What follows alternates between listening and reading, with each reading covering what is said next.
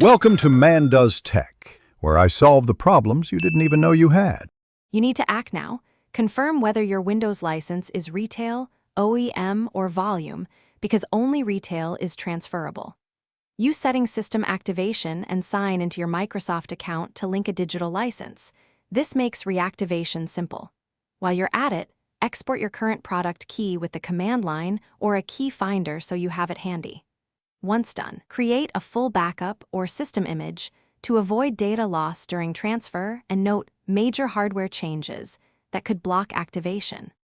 Start by deactivating the old machine, sign out of your Microsoft account, and remove that device from account. Microsoft, COM to free the digital license. Then open an elevated command prompt and run slmgr vbs/up to uninstall the product key.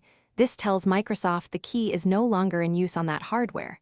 If you don't have the printed key, run slmgr vbs/dlv or use a reputable key retrieval tool to capture the key string.